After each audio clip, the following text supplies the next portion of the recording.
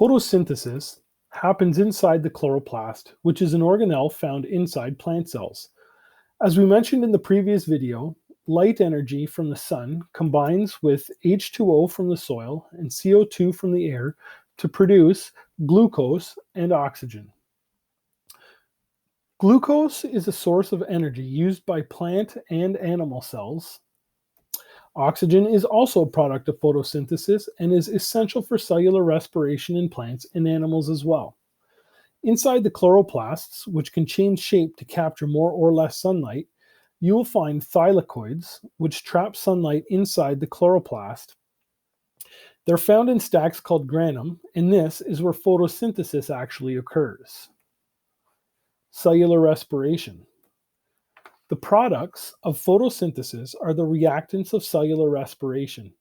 It's important to note that cellular respiration happens in both plants and animal cells.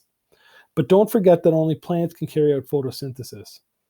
While only plant cells have chloroplasts and the ability to carry out photosynthesis, both animal and plant cells have mitochondria and must carry out cellular respiration.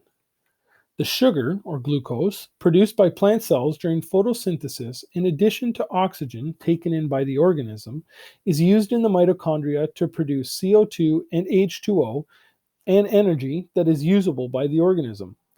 The products of cellular respiration are the reactants of photosynthesis. It's a beautiful process.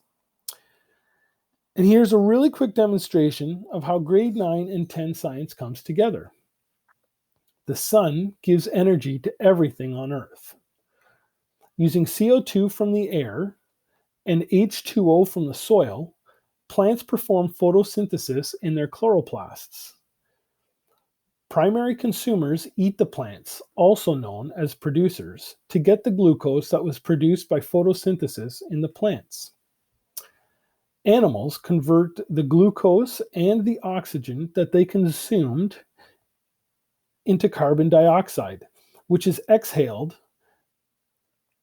and H2O, which is used in the body or expelled as waste. CO2 is pulled out of the carbon cycle by plants and reintroduced by animals. H2O is pulled out of the water cycle by plants and reintroduced by animals. Hopefully, this gives you a better idea of why it's so important that we solve climate change so that we can maintain sustainability and biodiversity.